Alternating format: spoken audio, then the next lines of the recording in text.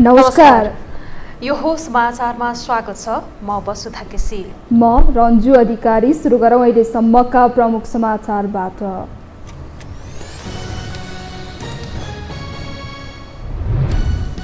सुनकाण्ड प्रकरणमा गृहमन्त्री श्रेष्ठको जवाफ एमालेलाई चित्त बुझेन। संसदमा अवरोध कायमै। ठूला दलको झगडामा साना दलहरू असन्तुष्ट। निष्पक्ष छानबिन हुनेमा आशंका। पूर्व प्रधानमन्त्री द्वय बाबुराम र माधव नेपाल माथि चुस्त अनुसन्धान हुनेमा शंका। ल्यार्क्या लामालाई उच्च राजनैतिक संरक्षण। शीर्ष नेताहरू मौनता साध्दै। मनसुन सुरु भए यता आज यो वर्षकै सबैभन्दा धेरै वर्षा। देशभरको जनजीवन प्रभावित। उद्धारका लागि तयारी अवस्थामा रहन 77वटै जिल्लाका मातहतका निकायलाई सर्कुलर। पाकिस्तानका पूर्व प्रधानमन्त्री इमरान खानलाई जेलमुक्त गराउने प्रयास सुरु। खानका वकिलले दायर गरे पुनरावेदन उप भोलि सुनवाई हुने। र फिफा महिला विश्वकप फुटबलको क्वार्टर फाइनल समीकरण पूरा। क्वार्टर फाइनल खेल आउँदो शुक्रबारदेखि सुरु हुने। पहिलो खेल स्पेन र नेदरल्यान्ड्सले खेल्ने।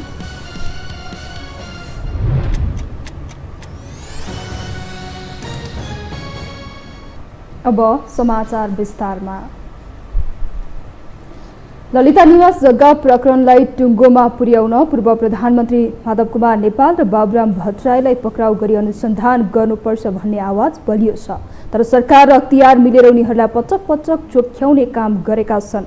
यद्यपि उनीहरूलाई अनुसन्धानको दायरामा ल्याउन सर्वोच्चले फेरि एकपटक अवसर दिएको छ। तर उनीहरूमाथि अनुसन्धान हुने विषयमै शंका छ। एक रिपोर्ट। सरकारबाटै भर नभएपछि डरमा परेका माधव कुमार नेपाल सोमबार बिहानै युरोप उडे। यता आइतबार नै सर्वोच्चले ललिता निवास जग्गा प्रकरणमा पूर्व प्रधानमन्त्रीहरूलाई पनि तानेर अनुसन्धानको दायरामा ल्याऊ भन्ने आदेश जारी गरेको छ। तर माधव भदौ 1 सम्मै विदेशमा हुनेछन्। भलै उनले अनुसन्धानलाई सघाउँछु भनेका छन्। तर भदौ 1 सम्म अनुसन्धानबाट बचेर खेल्न पाउने समय भने उनको विदेश यात्रासँगै सुरक्षित बनेको छ। राज्य र कानुनलाई आफ्नो हातमा लिएर मनपरी गर्नेमा माधव मात्रै एक्ला प्रधानमन्त्री थिएनन्। माधव पछि प्रधानमन्त्री बनाएका डाक्टर बाबुराम भट्टराईले समेत ललिता निवासलाई व्यक्तिको हातमा पुर्याउन मेरै हात जगन्नाथ गरेका थिए। फलत सर्वोच्चले बाटो खोलिदिएसँगै अब उनीहरूलाई पक्राउ गरी अनुसन्धान गर्ने बाटो पनि खोलेको छ। सरकारले अनुसन्धान अब नगर्ने हो भने त यिनीहरूलाई अदालतको अवहेलनाको मुद्दा लाग्छ। आदेश भइसकेको छ। अब नगर्न पाउँदैन। त्यस्तो भयो भने हामी नै अदालतको अवहेलनाको मुद्दा दायर गर्छौँ। तर राज्यका निकायहरू उनीहरूलाई पक्राउ गरी अनुसन्धान गर्ने विषयमा अझै अलमल छन्। किनकि सरकारले स्पष्ट रूपमा पक्राउ गरी अनुसन्धान गर भनेको छैन। कुनै पनि बहानामा उनीहरूलाई अनुसन्धानबाट छुट दिने काम भए अदालतको आदेश अपहेलना गरेको भन्दै मुद्दा हाल्ने अधिवक्ताहरू बताउँछन्। तर माधव बाबुराममाथि अनुसन्धान आवश्यक भए पनि अख्तियार मार्फत उनीहरूको अनुसन्धान हुने कि अहिले ललिता निवासको फाइल हेरिरहेको सिआइबीले गर्ने अन्यलकै अवस्था छ। तर उनीहरूलाई यसअघि नीतिगत निर्णय भन्दै अख्तियारले चोख्याउने काम गरेको थियो। अहिले सर्वोच्चले अख्तियारकै निर्णय उल्ट्याएको छ।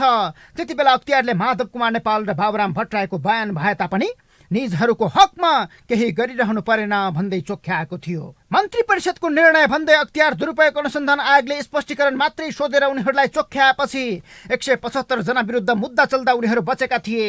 त्यसमा पूर्व मुख्य सचिव लेलामणि पौडेल पनि जोडिएका छन्। टिकिन्छ गुठीमा जग्गा लैजाने निर्णय कार्यान्वयन गर्न कर्मचारी संयन्त्रलाई निर्देशन दिएका उनी अहिले माओवादी निकट छन्। अब अख्तियारकै निर्णय उल्ट्याएर सर्वोच्चले उनीहरूलाई सङ्कटमा पारिदिएको छ। यो आदेश अनुसार माधव बाबुरामलाई पक्राउ गरी अनुसन्धान गर्न अब कुनै बन्देज छैन। अब सर्वोच्चले आदेश दिइसकेपछि अख्तियारले पुनः अनुसन्धान गर्ने बाटो पनि खुलेको छ। पहिले आफैले बचाएका पात्रहरूमाथि स्पष्ट अनुसन्धानको बाटो खुलिसक्दा समेत सत्य तथ्य बाहिर ल्याउन अख्तियार चुके उसकै अस्तित्वमाथि प्रश्न उठ्नेछ। अब अख्तियारले तुरुन्त यो आदेशमा टेकेर फटाफट कारबाही अगाडि बढाओस्। किनभने सिबिआईका त केही केसहरू मात्रै छन्। अख्तियारमा त कति चाङछन् त्यहाँ। त्यस कारणले गर्दा अख्तियारमा जुन तामेलीमा अहिले चाहिँ राखिरहेका सम्पूर्ण चिजहरूलाई खोलेर अहिलेको सर्वोच्चको चाहिँ निर्णय अनुसार चाहिँ र अख्तियारलाई अधिकार भयो। अब त्यस कारणले गर्दा ती सबै फाइल खोलेर एकचोटि राम्रोसित इन्डिपेन्डेन्ट रूपमा त्यसलाई छानबिन गर्नुपर्छ। यद्यपि ललिता निवासको भ्रष्टाचार सम्बन्धी फाइल सिआइबीबाटै अनुसन्धान भइरहेकाले माधव बाबुरामलाई पनि सिआइबीले नै अनुसन्धान गर्नुपर्ने मत बलियो छ।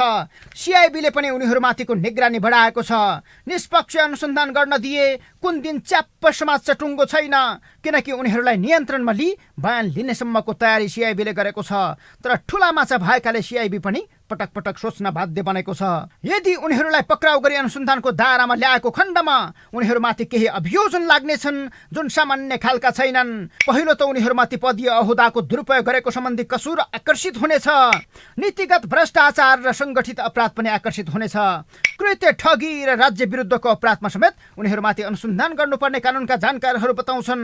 तर पक्राउ पूर्जी जारी भएकाहरू समेत अनुसन्धानको दायरामा आएका छैनन्। आइतबार मात्रै पूर्व 3 मन्त्री विजय कुमार गक्षेदार, चन्द्रदेव जोशी र डम्बर बहादुर श्रेष्ठ र राज्य मन्त्री सञ्जय कुमार शाह विरुद्ध पक्राउ पूर्जी जारी भएको छ। उनीहरूले कर्मचारी र बिचौलियाले उठाएको टिप्पणीलाई राजी खुसी सदर गर्ने काम गरेका थिए। टिप्पणीलाई कार्यान्वयन गर्ने 4 पूर्व सचिव विरुद्ध यसअघि नै पक्राउ पूर्जी जारी भएको थियो। तर 1 महिना बितिसक्दा समेत उनीहरू पक्राउ परेका छैनन्। यस्तो अवस्थामा झन् उच्च राजनैतिक ओहदामा रहेका माधव बाबुराममाथिको अनुसन्धान होला भन्नु शङ्काभित्रै छ। तपाईँ निर्णय गर्ने मान्छे र तपाईँलाई कसुरदार नबनाइकन अरू मानिसलाई कसुरदार बनाउनुको के अर्थ छ? त्यही कसुर गर्दा तपाईँ चाहिँ स्यालुट र राष्ट्रिय झन्डाको मोटो चढ्ने, त्यही कसुर गर्दा म चाहिँ जेलमा बस्ने? वाह, यो देश न्याय। आइतबारको सर्वोच्च फैसलाले माधव बाबुरामलाई मात्रै छोएको छैन। यो निर्णयलाई नीतिगत तथा अदालती प्रक्रियाबाट सदर गर्ने पूर्व प्रधान न्यायाधीश र न्यायाधीशमाथि पनि अनुसन्धान गर भन्ने आदेश दिएको छ। यसअघि सर्वोच्चले नै व्यक्तिलाई लाभ पुग्ने गरी निर्णय गरेको थियो। 2064 फागुन 30 मा जग्गा व्यक्तिकै हो भन्ने फैसला सर्वोच्चका न्यायाधीश बलराम केसी र राजेन्द्र कोइरालाको इजलासले गरेको थियो। 2065 मङ्सिर 20 मा फेरि सर्वोच्चका न्यायाधीश मेनबहादुर रायमाझी, अनुपराज शर्मा र खिलराज रेग्मीको संयुक्त इजलासले जग्गा व्यक्तिकै रहेको ठहर गरेको थियो। याद रहोस्, उनीहरू सबै पछि प्रधान न्यायाधीश पनि बनेका थिए। यसले सरासर अदालतको फैसलाकै कारण सरकारी जग्गा व्यक्तिले खाएको देखिन्छ। यसर्थ माधव बाबुराम सहित न्यायालयको बागडोरमा रहेर गलत फैसला गरेका उनीहरू विरुद्ध पनि अनुसन्धान आवश्यक देखिन्छ। यो हो टेलिभिजनका लागि सन्तोष विज्ञ थापा, काठमाडौँ। लुम्बिनी विकास कोषको उपाध्यक्षमा नियुक्त भएका माओवादी केन्द्रका केन्द्रीय सदस्य समेत रहेको ल्यार्क्या लामा विवाद रहित व्यक्ति भने होइनन्। उनी विभिन्न घटनाक्रमसँग जोडिँदै पक्राउ पर्दै छुट्दै आएका पात्र हुन्। प्रधानमन्त्री पुष्पकमल दाहाल प्रचण्ड नेतृत्वको सरकार मार्फत कोषको उपाध्यक्षमा नियुक्त भएका उनी यसअघि पनि राज्य मन्त्री समेत भएर चर्को विवादपछि राजनीतिमा राजीनामा दिएका व्यक्ति हुन्। उनको कनेक्सन माओवादी केन्द्रसँग मात्रै होइन, नेकपा एमाले सहित अरू राजनीतिक दलसँग समेत छ। एक रिपोर्ट। विवादित पात्र ल्यार्के लामालाई लुम्बिनी विकास कोषको उपाध्यक्ष बनाएपछि पछिल्लो समय सत्ता गठबन्धनमा समेत यो विषयले भाँडभैलो मच्चिएको छ। ल्यार्केलको नियुक्तिलाई काङ्ग्रेसले एजेन्डा बनाइरहेका बेला एमालेका नेता पनि प्रधानमन्त्रीमाथि दबाव बढाइरहेका छन्। तर शीर्ष नेतृत्वसँग उठबस भएका ल्यार्केलको विषयमा शीर्ष राजनैतिक दल मौन छन्। प्रचण्ड सरकारका हरेक कदमलाई विरोध गरेको एमाले होस् या साना प्रतिपक्ष नै किन नहोस्, यो विषयलाई सुन प्रकरण र ललिता निवास प्रकरणले थिचेको जस्तो देखिन्छ, जसले ल्यार्केललाई सहज स्थिति बन्ने देखिन्छ। हिजो न्यायालयलाई नै आर्थिक प्रलोभनमा पारी उम्किएका ल्यार्केल अहिले प्रचण्डलाई मोटो रकम तिरेरै लुम्बिनीको बागडोर सम्हाल्न पुगेको एमालेको आरोप छ। एमालेमा टिक्न, हामीले चाहिँ एमालेमा टिक्न बस्न नसक्ने स्थितिमा आएपछि माओवादीले केन्द्र समितिमा राखेका थियो। अहिले पनि यो करोडौँको चलखेल बिना यो भएको छैन। यो त देशको बेइज्जती हो। त्यो मान्छे त मुद्दा परेर थुनामा बस्नुपर्ने मान्छे अब अदालतमा नि उसले चलखेल गरेर अदालतबाट नि छुट्यो। यो विडम्बना हो। यस्ता मान्छेले नियुक्ति पाउनु, यिनीहरूको त कुनै कन्भिक्सन हुन्छ?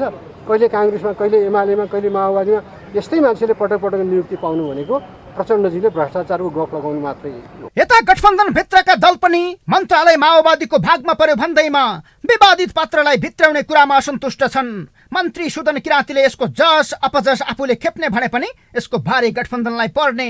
तर काङ्ग्रेसले माओवादीले गरेको गल्तीको भारी नबोक्ने काङ्ग्रेस महामन्त्री विश्वप्रकाश शर्माको तर्क छ। र अहिले लुम्बिनी विकास कोषको चाहिँ नेतृत्वमा जुन विवादास्पद व्यक्तिलाई ल्याउने कर्म भएको छ, यो ल्याएको विषयसँग नेपाली काङ्ग्रेस पार्टीको संस्थागत रूपमै पनि सहमति हुन सक्दैन। यसमा प्रष्ट विमति छ, यसमा गम्भीर आपत्ति छ। प्रधानमन्त्री पुष्पकमल दाहाल प्रचण्ड र संस्कृति पर्यटन तथा नागरिक उड्डयन मन्त्री सुदन किराँतीले विवादास्पद पृष्ठभूमिका ल्यार्केल लामालाई लुम्बिनी विकास कोषको उपाध्यक्षमा नियुक्त गर्दा सायद रत्नाकर डाकु महर्षि वाल्मीकि भएको ग्रन्थसँगै बसेर पढेको हुनुपर्छ। रत्नाकर डाकु वाल्मीकि भन्दा ल्यार्केल लामा किन लुम्बिनीको उपाध्यक्ष बन्न सक्दैनन् भन्ने आशयको भाष्य निर्माण गरेर प्रचण्ड सरकारले विवादास्पद पृष्ठभूमिका ल्यार्केलको हातमा लुम्बिनीको चाबी जिम्मा लगाएको छ।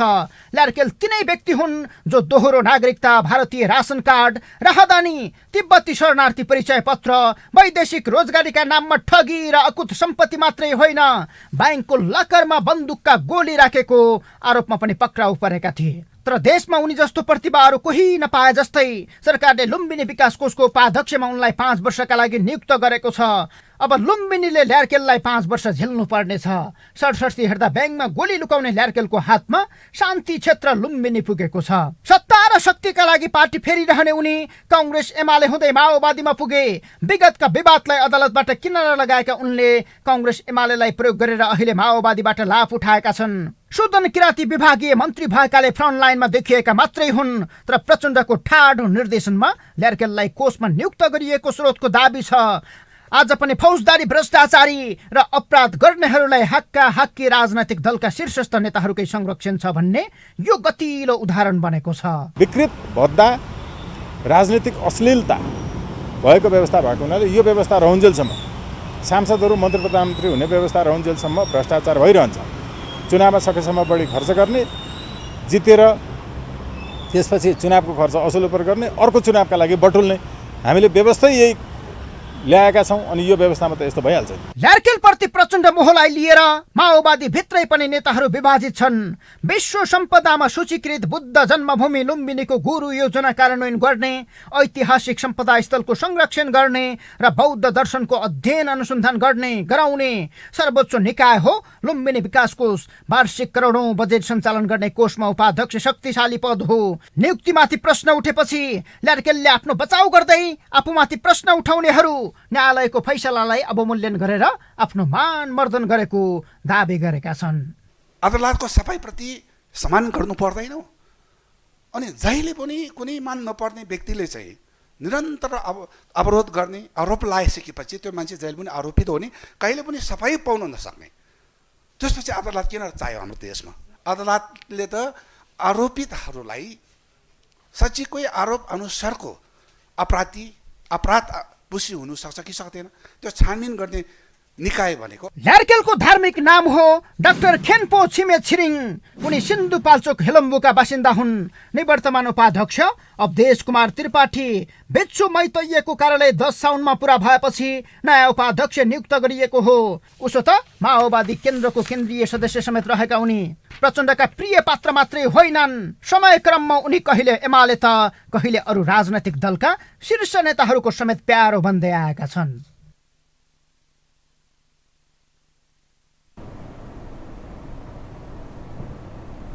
संसदीय सुनवाई विशेष समितिले सर्वोच्च अदालतका प्रस्तावित प्रधान न्यायाधीश विश्वम्भर प्रसाद श्रेष्ठ विरुद्ध उजुरी आह्वान गरेको छ।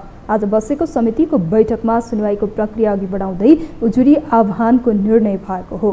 निर्णयअनुसार श्रेष्ठ विरुद्ध उजुरी आह्वान गर्न सार्वजनिक सूचना जारी गरिनेछ। उजुरीका लागि 10 दिनको समय दिने ज्येष्ठ सदस्य पशुपति शमशेर जबराले जानकारी दिनुभयो।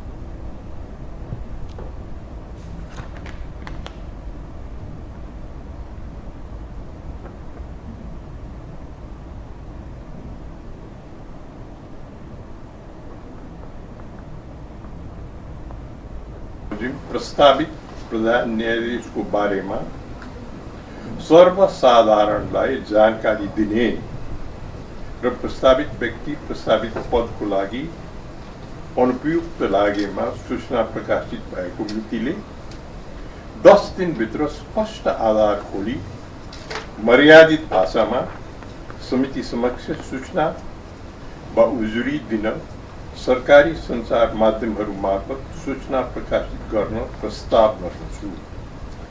यस प्रस्तावलाई पारित गरिदिनु हुन मान्य सदस्यहरूलाई अनुरोध गर्दछु। गत साउन 18 गते बसेको संवैधानिक परिषदको बैठकले वरिष्ठ न्यायाधीश श्रेष्ठलाई सर्वोच्च अदालतको प्रधान न्यायाधीशमा नियुक्तिका लागि सिफारिस गरेको थियो। संसदीय सुनवाई प्रक्रिया पूरा भएर अनुमोदन भएपछि उनी सर्वोच्चको प्रधान न्यायाधीश बन्नेछन्।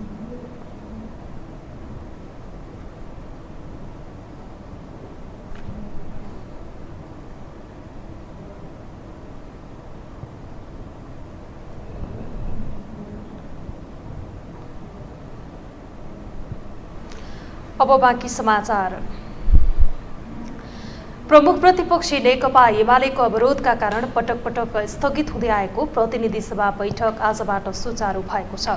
सुन प्रकरणलाई लिएर उच्चस्तरीय संसदीय समिति गठनको अडानमा रहेको एमाले र सत्तारूढ दल बीच गृहमन्त्रीले सदनमा जवाफ दिने भएपछि सदन अघि बढेको हो। तर गृहमन्त्रीको जवाफ लगत्तै आजको बैठक पनि अवरुद्ध भएको छ।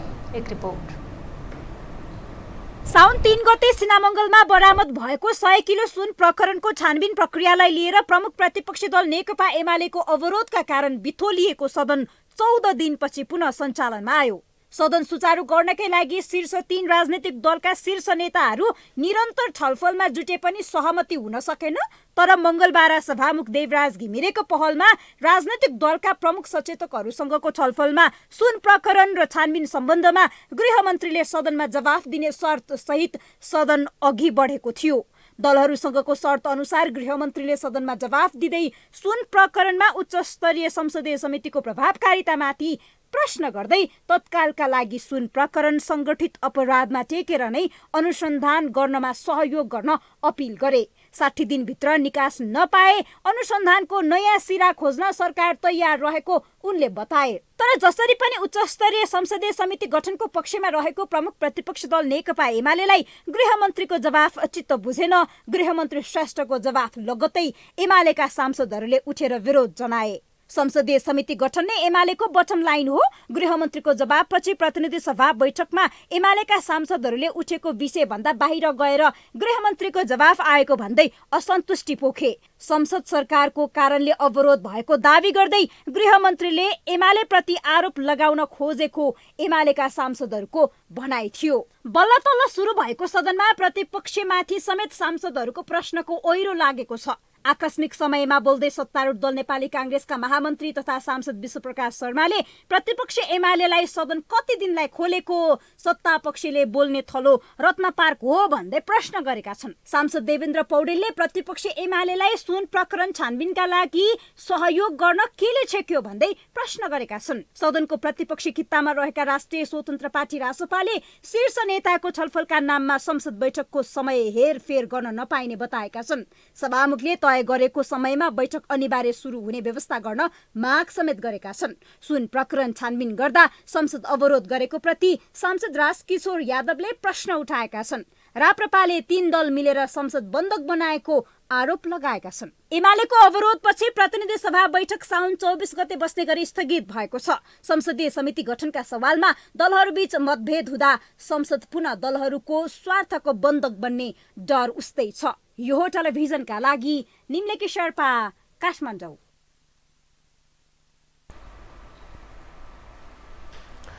प्रधानमन्त्री पुष्पकमल दाहाल प्रचण्ड आगामी सेप्टेम्बर तेस्रो साता छिमेकी मुलुक चीनको भ्रमण गर्दैछन्। छिमेकी मुलुक चीन र मित्र राष्ट्र अमेरिका भ्रमणको मिति जुधेपछि दुविधामा रहेका प्रधानमन्त्री प्रचण्ड चीन जान लागेका हुन्। सरकारको नेतृत्व गरे यता एकपछि अर्को कूटनैतिक भ्रमणमा सक्रिय प्रधानमन्त्री प्रचण्डको चीन यात्राबारे चासो सुरु भएको छ। एक रिपोर्ट। प्रधानमन्त्रीमा नियुक्त हुन साथ आफ्नो विदेश यात्रा छिमेकी मुलुक भारतबाट नै हुने उद्घोष गरेका प्रधानमन्त्री पुष्पकमल दाहाल प्रचण्ड झण्डै 6 महिना कुरेर भारत भ्रमण गरेर फर्किए। भारत भ्रमण लगतै छिमेकी मुलुक चीन जाने भनिए पनि त्यता नलागे प्रधानमन्त्री प्रचण्ड युरोप भ्रमणमा निस्किए। साउन पहिलो साता युरोप भ्रमण सकाएर स्वदेश फर्किएका उनी अब भने चीन भ्रमणको तयारीमा जुटेका छन्। उनी सेप्टेम्बर तेस्रो साता अर्थात् असोजको पहिलो साता चीनको भ्रमणमा जाने तयारी भइरहेको परराष्ट्र मन्त्रालयले जनाएको छ। यो सरकार गठन भइसकेपछि कतिपय विगतका सरकारले पनि यसमा मेहनत गरेको छ।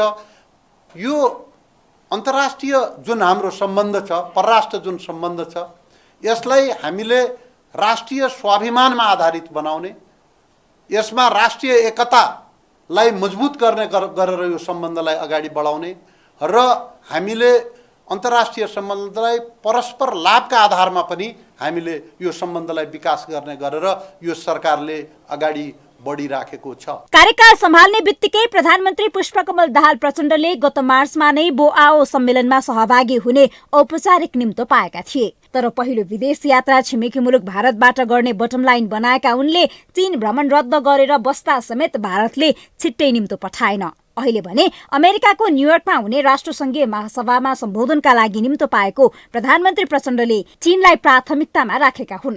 सेप्टेम्बर 18 र 19 मा हुने राष्ट्रसङ्घको एसडीजी समिट तालिका अनुसार 21, 22 र 23 सेप्टेम्बर अर्थात् असोज 4, 5 र 6 गते सरकार प्रमुखहरूले सम्बोधन गर्ने कार्यतालिका छ। राष्ट्रसङ्घीय महासभामा सरकारहरूले सम्बोधन गर्ने मध्येको एक दिन असोज 6 गते रहेको छ। यही दिन चीनमा एसियाली गेम्सको उद्घाटन हुने कार्यक्रम छ, जसका लागि प्रधानमन्त्री प्रचण्ड चीन जान लागेका हुन्। तर एसडीजी समिटबारे परराष्ट्र मन्त्रालयले कुनै जानकारी दिएको छैन। अर्थात् प्रधानमन्त्री प्रचण्ड चीन वा न्युयोर्क मध्ये एकातिर जाने विकल्प भने कायमै छ। तयारी हेर्दा चीन रोजेको अनुमान लगाउन सकिन्छ। प्रतिपक्षको घेराबन्दीमा रहेको प्रचण्ड सरकार विदेश मामिला सञ्चालनलाई लिएर समेत प्रतिपक्षको आँखाको तारो बनिरहेको छ। परराष्ट्र मामिला सञ्चालनमा प्रधानमन्त्री प्रचण्ड निरन्तर आलोचित बनिरहेका छन्। परराष्ट्र नीति छ, आधारभूत नीतिहरूमा फेरबदल भएको छैन, तर हाम्रा डिलिङहरूमा कमी कमजोरी भएको छ। डिलिङहरूमा गम्भीर कमी कमजोरी भएको छ। राष्ट्रिय हितहरू उठाउन सकिएन, तिनमा अड्न सकिएन, तिनमा बोल्न सकिएन र सत्ता स्वार्थलाई केन्द्र भागमा राखेर राष्ट्रिय स्वार्थलाई गौण बनाउने खालका गम्भीर कमजोरीहरू वर्तमान सरकारबाट कुरा त्यो हो। राष्ट्रहित केन्द्रमा राखेर सन्तुलित र स्वतन्त्र विदेश नीति सहित दुई छिमेकी र मित्र राष्ट्रहरूसँगको कूटनीतिक सम्बन्ध नेपालको निर्विकल्प शर्त हो। बदलिदो भू राजनीतिक जटिलता र शक्ति राष्ट्रको सक्रियता आफैमा अर्थपूर्ण हुन्छ। सामाजिक र आर्थिक रूपान्तरणको ख्याल गर्दै कूटनीतिक सम्बन्ध थप प्रभावकारी बनाउनुको विकल्प छैन। चीन भ्रमणको पूर्व सन्ध्यामा चीनसँग भएको अधिकांश विकास परियोजनाका सम्झौताहरू अलपत्र छन्। औपचारिकता केन्द्रित यस्ता महत्वपूर्ण कूटनीतिक भ्रमण अर्थपूर्ण बनाउनतर्फ सरकार गम्भीर बन्नुपर्छ। यो हो टेलिभिजनका लागि निम्लेकी शेर्पा, काठमाडौँ। प्रधानमन्त्री पुष्पकमल दाहाल प्रचण्ड भन्दा अघि उपराष्ट्रपति रामसाय प्रसाद यादवले चीनको भ्रमण गर्ने हुनुभएको छ। उपराष्ट्रपति यादव 7औं चाइना साउथ एसिया एक्सपो र 27औं China Kunming import and export फेयरमा सहभागी हुन चीन जान लाग्नु भएको हो। एक्सपो साउन 21 देखि भदौ 3 गतेसम्म चीनको कुनमिङमा आयोजना हुनेछ। एक्सपोमा सहभागी हुन उपराष्ट्रपति यादवको टोली साउन 29 गते त्यसतर्फ प्रस्थान गर्ने कार्यक्रम रहेको छ। चीन भ्रमणका लागि उपराष्ट्रपतिलाई निमन्त्रणा प्राप्त भएको र भ्रमणको बाँकी तयारी परराष्ट्रले गरिरहेको उपराष्ट्रपति यादवको सचिवालयले जनाएको छ। उपराष्ट्रपति भएपछि यादवले गर्न लागेको यो पहिलो विदेश भ्रमण हो। उपराष्ट्रपतिको चीन भ्रमणमा केही मन्त्री र उच्च सरकारी अधिकारीहरू सहभागी हुनुहुनेछ। उपराष्ट्रपति यादव भदौ 5 गते स्वदेश फर्कने कार्यक्रम रहेको छ। हामीसँग समाचार बाँकी नै छन्, अहिलेलाई विश्राम।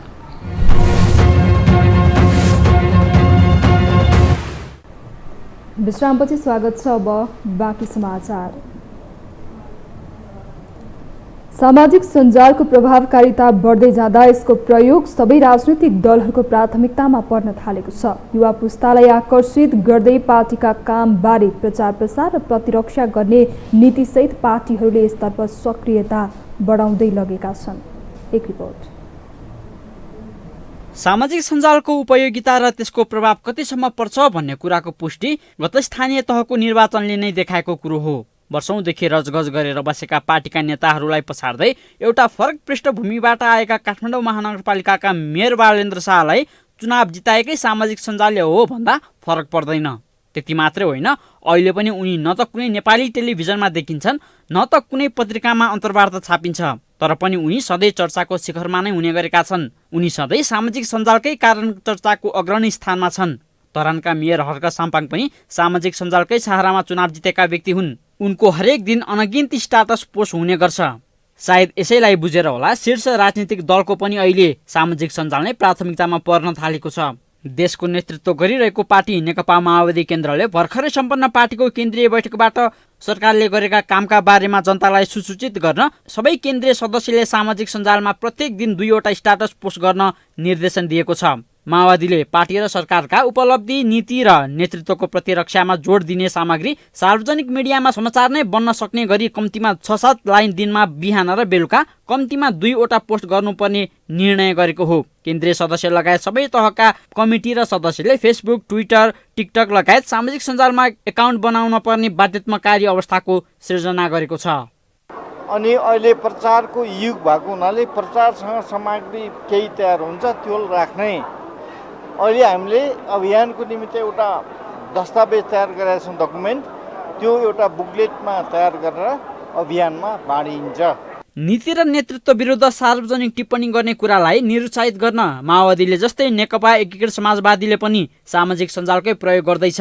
समाजवादीको केन्द्रीय स्थायी कमिटीले सामाजिक सञ्जालमा आफ्ना पार्टी र नेताको आलोचना नभई प्रशंसा मात्र गर्न पर्ने निर्णय गरेको छ। यदि आलोचना गरेको पाइएमा सचिवालयले रेकर्डमा राखी त्यसैलाई नै मूल्याङ्कनका आधार मान्ने गरी गाली गलौज लगायत अनुशासनहीन पोस्टमा रोक लगाएको छ। पार्टीका नेता तथा कार्यकर्ताहरू, समर्थकता, शुभचिन्तकहरू, खास गरी पार्टीका नेता कार्यकर्ताहरूले कतिपय सामाजिक सञ्जालमा पोस्ट गरेका विषयहरूबाट आपत्तिजनक, पार्टीको नीति विपरीत, व्यक्तिगत आलोचना, गाली गलौज, धेरै प्रकार अनुशासनहीन प्रकारका नीति विपरीतका क्रियाकलापहरू भएको देखिएकोले त्यसलाई रोक्नका निम्ति पार्टीले निर्देशन गरेको छ। नेकपा एमाले अध्यक्ष केपी शर्मा ओलीले त केपी बा नामक युट्युब च्यानल नै बनाएका छन्। एमाले र आफूसँग भएका घटना सुनाउन ओलीले स्टुडियो नै बनाएर सामाजिक सञ्जाललाई प्रचुर प्रयोगमा ल्याएका छन्। नेपाली कांग्रेसले पनि फेसबुकबाट केन्द्रीय समितिको बैठक प्रत्यक्ष प्रसारण गरेको थियो। प्रचार विभागले वडा तहले समेत आधिकारिक फेसबुक खाता बनाएर केन्द्रमा दर्ता गरेर चलायमान बनाउनु पर्ने निर्देशन दिएको छ। राजनीतिमा नयाँ आएका राष्ट्रिय स्वतन्त्र पार्टीले पनि सामाजिक सञ्जाललाई नै आफ्नो हतियार बनाएको छ। संसद अवरोध भइरहेको अवस्थामा सबै सांसदले सञ्जालबाट नै त्यसको विरोध जनाएका छन्। समय सँगसँगै प्रविधिमा पनि आएको परिवर्तनलाई आत्मसात गर्न नसके डाइनोसर जस्तो लोप हुन पनि सक्छ। तर यसो भन्दै गर्दा त्यही सामाजिक सञ्जालबाट धेरै विसङ्गतिहरू पनि फैलिरहेको छ। सामाजिक सञ्जाललाई व्यवस्थित गर्न कुनै कानुन नभएको अवस्थामा हाललाई नियमावली मात्रै बनाएर भए पनि नियमन गर्ने योजनामा सञ्चार मन्त्री रहेको छ। त्यसलाई सबैको नियमन कसरी गर्ने हो, सामाजिक सञ्जाल सम्बन्धी अहिले हामी मन्त्रालयमा हाम्रो सहसचिव अभिनेत्र सुवेदी सर हुनुहुन्छ, त्यो शाखा यहाँ सञ्चार शाखाको महाशाखा प्रमुख हुनुहुन्छ। हामीले यो सामाजिक सञ्जाललाई कसरी व्यवस्थित गर्ने भनेर हाम्रो कुनै कानुन कहीँ टेक्ने कानुन छैन, कानुन बनिरहेको छैन। त्यसकारण हामी एउटा नियमावली बनाएर मात्रै भए पनि यसलाई नियमन गरेर जाउँ भनेर लागिरहेका छौँ। सामाजिक सञ्जालको प्रभावकारिता बढ्दै जाँदा पार्टीहरू बीच पनि यसको प्रयोगमा प्रतिस्पर्धा जस्तै बनेको छ। एकातर्फ सामाजिक सञ्जालबाट कार्यकर्ता र जनतामाझ चाँडै नै पुग्ने भएकाले पनि राजनीतिक दलहरू यसमा सक्रिय रहँदै आफ्नो पकडका कुरा गर्न रुचाउँछन्। त्यस्तै युवा वर्गको जमात नै सामाजिक सञ्जालमा सक्रिय रहने हुँदा उनीहरूलाई आकर्षित गर्न पनि सबै पार्टीको प्राथमिकतामा अहिले सामाजिक सञ्जाल परेको छ। यो हो टेलिभिजनका लागि निरज कोइराला, काठमाडौँ। गृह मन्त्रालयले राष्ट्रिय आविष्कार केन्द्रका प्रमुख महावीर पुनलाई सरकारले दिएको विभूषण लिलामीमा नराख्न आग्रह गरेको छ। मन्त्रालयले पुनलाई एक पत्र पठाएर नेपाल सरकारले दिएको मान पदवी उज्जवल कृतिमय राष्ट्रिय दीप तृतीय श्रेणी न्यूनतम मूल्य समेत उल्लेख गरेर बिक्रीका लागि लिलामीमा राखिएको विशेष सामाजिक सञ्जालमा सार्वजनिक भएकोले त्यसो नगर्न आग्रह गरेको हो। कुनै नेपाली र विदेशीलाई दिएको मान पदवी र विभूषण कसैलाई बिक्री गरेमा, बन्दकी राखेमा वा मर्यादा विपरीत हुने गरी प्रयोग गरेमा सरकारले विभूषण रद्द गर्ने पनि मन्त्रालयले पत्र मार्फत स्मरण गराएको छ। यसरी विभूषण नै रद्द भएपछि पाउने व्यक्तिको नाम समेत रद्द गरेर सर्वसाधारणको जानकारीका लागि प्रकाशन हुने मन्त्रालयले पठाएको पत्रमा भनिएको छ।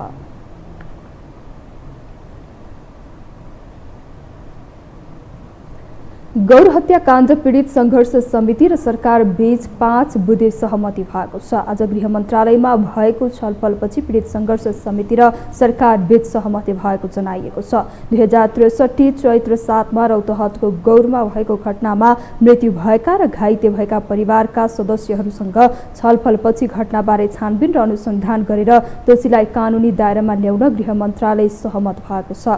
घटनामा मृत्यु भएका र 2065 पुस 9 मा मन्त्री परिषदले सहित घोषणा गरेकाहरूको नाम राजपत्रमा प्रकाशित गर्ने सहमति भएको छ। त्यस्तै सो घटनामा मृत्यु भएका तर शहीद घोषणा हुन छुट भएका मृतकलाई शहीद घोषणाको प्रक्रिया अघि बढाउन दुवै पक्ष सहमत भएका छन्। मृतकहरूको स्मृतिमा रौतहट जिल्लामा शहीद स्मारक स्तम्भ निर्माण कार्य यही आर्थिक वर्षमा अघि बढाउने लगायतका सहमति भएको हो। मन्त्रालयसँग सहमति भएसँगै छानबिन र कारबाहीको माग राखेर सङ्घर्ष समितिले गरेको आन्दोलनका कार्यक्रम फिर्ता लिएका छन्।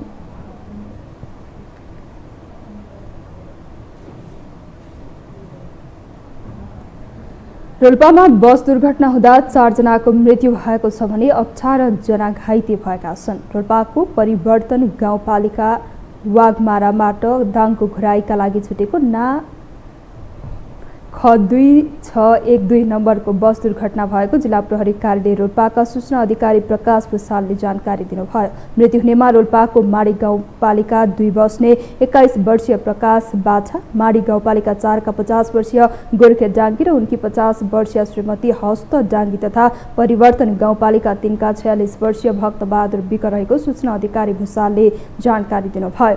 बस दुर्घटनामा घाइते भएकाहरूको उपचारका लागि दाङ पठाइएको छ। बस त्रिवेणी गाउँपालिका 7 तिला रिची गाउँमा दुर्घटना भएको थियो। सडकदेखि करिब 150 मिटर तल खसेको उक्त बसमा 19 जना यात्रु सवार रहेको प्रहरीको भनाइ छ।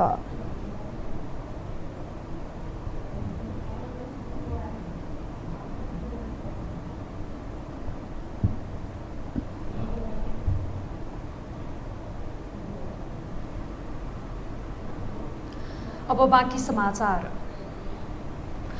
मनसुन सुरु भए यता आज यो वर्षकै सबैभन्दा धेरै वर्षा भएको छ। अविरल वर्षाका कारण काठमाडौँका विभिन्न क्षेत्रमा डुबान भएको छ।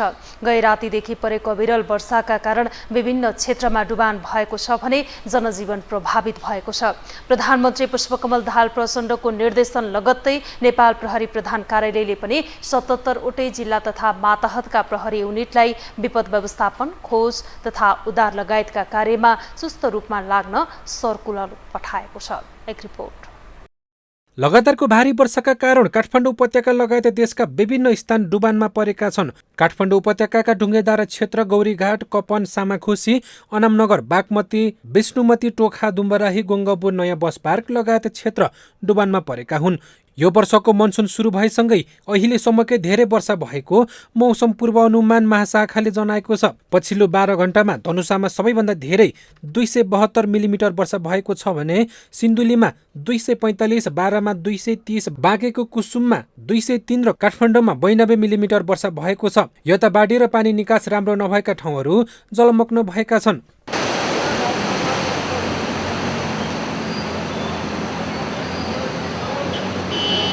वर्षाले भक्तपुरका विभिन्न ठाउँ पनि डुबानमा परेका छन्। हनुमन्ते नदी र अन्य साना खोलामा आएको बाढीले भक्तपुर नगरपालिका र सूर्यविनायक नगरपालिकाका बस्ती डुबानमा परेका हुन्। बाढीले हनुमानघाटदेखि सल्लाघारीसम्मको बस्ती, स्कुल र अस्पताल डुबाएको छ।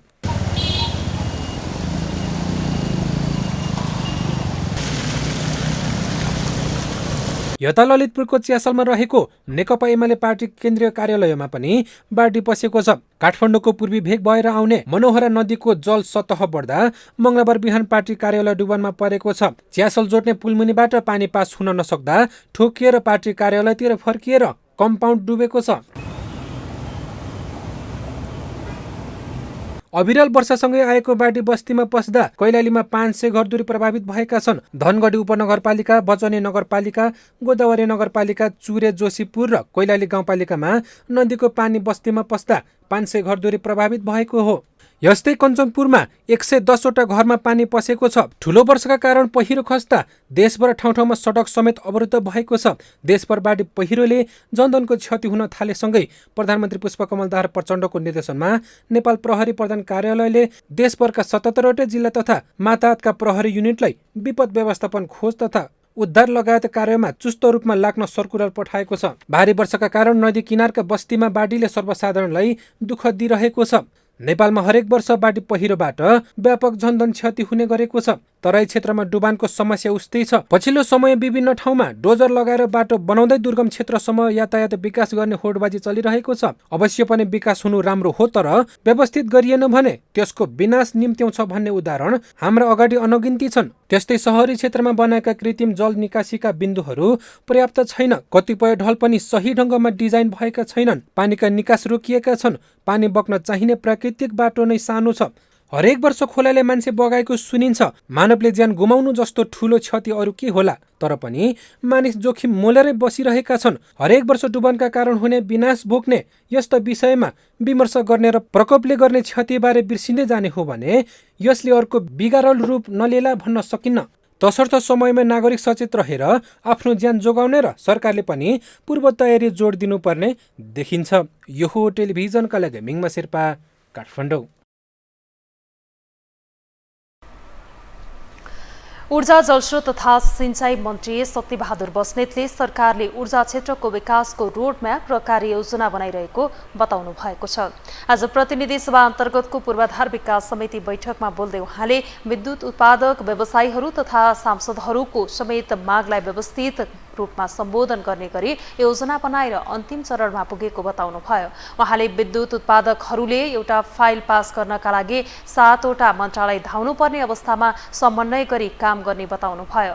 मन्त्री बस्नेतले उत्पादन भएको विद्युतको आन्तरिक खपत हेर्दा नेपालको उत्पादन 2864 रहेको भन्दै आगामी 1 वर्षमा 4000 माथि पुग्ने बताउनुभयो। उहाँले मुलुकको अर्थतन्त्रको अवस्थाले विद्युत उत्पादनको क्षमता निर्धारण गर्ने हुँदा सरकारको प्रक्षेपण र उत्पादन क्षमता बढाउने भनेर मात्रै नहुने अवस्था रहेको बताउनुभयो। जो हामी बनाउँदैछौँ त्यो रोडम्याप र एक्सन प्लानमा हामीले 25,000 सेरोफेरोलाई हामीले टार्गेट चाहिँ फिक्स गर्न निश्चित गर्न खोजिराखेका छौँ। त्यो गर्दा हामी यो टार्गेट मात्र निश्चित गर्दैनौँ। अब हामी कुन कुन प्रोजेक्टबाट जेनेरेट हुन्छ, 25,000 आउने प्रोजेक्टहरू कुन कुन हुन्, हामी त्यसको चेकलिस्ट तयार गर्छौँ। त्यो 25,000 को भार वहन गर्न सक्ने हाम्रो ट्रान्समिसन पूर्वाधारको हाम्रो अवस्थाको बारेमा पनि हामी ध्यान दिन्छौँ र हामीसँग यो ट्रान्समिसन लाइनले त्यो व्यवस्थापन गर्छ भनेर भन्छौँ हामी। मन्त्री बस्नेतले सरकारले 25,000 विद्युत उत्पादन गर्ने गरी ऊर्जा विकासको रोडम्याप र एक्सन प्लान बनाइरहेको समेत बताउनुभयो।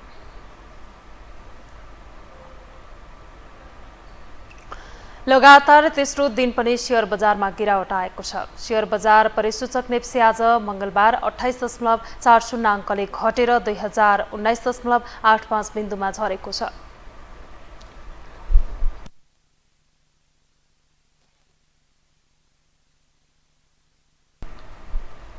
आज सबै समूहको शेयर घटेकोमा विकास बैंक, फाइनान्स, होटल, बीमा र उत्पादन समूहको शेयर उच्च अङ्कले उरालो लागेको छ। आज सबैभन्दा धेरै गुराँस फाइनान्सको शेयर 8% तथा विजय लघुवित्तको शेयर 7%ले घटेको छ।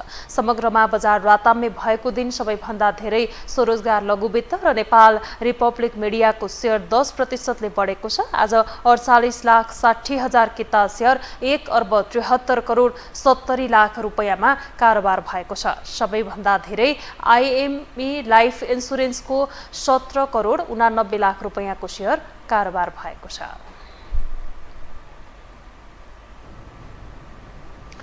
हामीसँग अन्तर्राष्ट्रिय र खेल समाचार बाँकी नै छन्। अहिलेलाई पुनः विश्राम।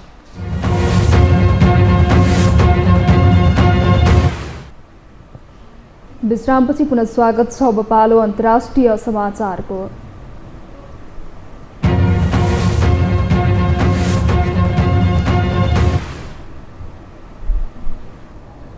भ्रष्टाचारका आरोपमा 3 वर्षको जेल सजाय पाएका पाकिस्तानका पूर्व प्रधानमन्त्री इमरान खानलाई जेलमुक्त गर्ने प्रयास प्रारम्भ भएको छ।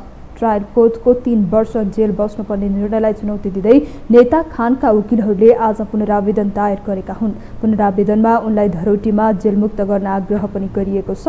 पुनरावेदन उप भोलि सुनवाई हुने बताइएको छ।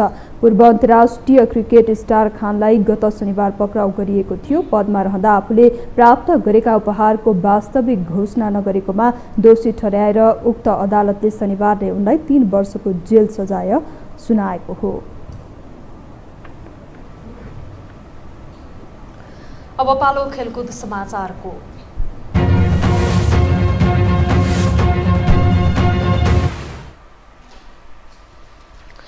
फिफा महिला विश्वकप फुटबलको क्वार्टर फाइनल समीकरण पूरा भएको छ। आज भएको राउन्ड अफ 16 को अन्तिम खेलमा फ्रान्सले मोरक्कोलाई हराउँदा क्वार्टर फाइनल पुग्ने 8वटै टिमको टुङ्गो लागेको हो। यो खेलमा फ्रान्सले मोरक्कोलाई 4-0 गोलले हरायो। क्वार्टर फाइनल खेल आउँदो शुक्रबारदेखि सुरु हुँदैछ। क्वार्टर फाइनलको पहिलो खेलमा शुक्रबार बिहान 7:15 बजे स्पेन र नेदरल्यान्ड्स बीच खेल हुनेछ। त्यही दिन दोस्रो खेलमा दिउँसो 1:15 बजे जापान र स्विडेन खेल्दैछन्। यस्तै शनिबार पहिलो खेलमा दिउँसो 1:15 बजे अस्ट्रेलिया र फ्रान्स बीच खेल हुनेछ। त्यही दिन दोस्रो खेलमा 4:15 बजे इङ्ल्यान्ड र कोलम्बिया बीचको खेल हुनेछ। नवौं संस्करणको महिला विश्वकप यसपालि अस्ट्रेलिया र न्युजिल्यान्डमा भइरहेको छ। फाइनल खेल अगस्त 20 मा अस्ट्रेलियामा हुनेछ।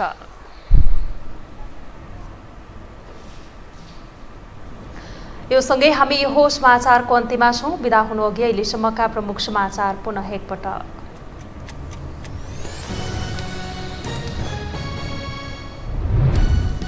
सुनकाण्ड प्रकरणमा गृहमन्त्री श्रेष्ठको जवाफ एमालेलाई चित्त बुझेन।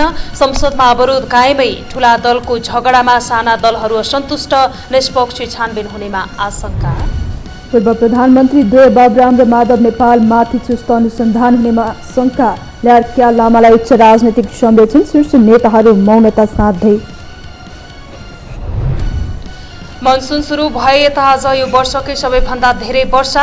देशभरको जनजीवन प्रभावित। उद्धारका लागि तयारी अवस्थामा रहन 77वटै जिल्लाका मातहतका निकायलाई सर्कुलर। पाकिस्तानका पूर्व प्रधानमन्त्री इमरान खानलाई जेलमुक्त गराउने प्रयास सुरु। खानका वकिलले दायर गरे पुनरावेदन उप भोलि सुनवाई हुने। र फिफा महिला विश्वकप फुटबलको क्वार्टर फाइनल समीकरण पूरा। क्वार्टर फाइनल खेल आउँदो शुक्रबारदेखि सुरु हुने। पहिलो खेल स्पेन र नेदरल्यान्ड्सले खेल्ने।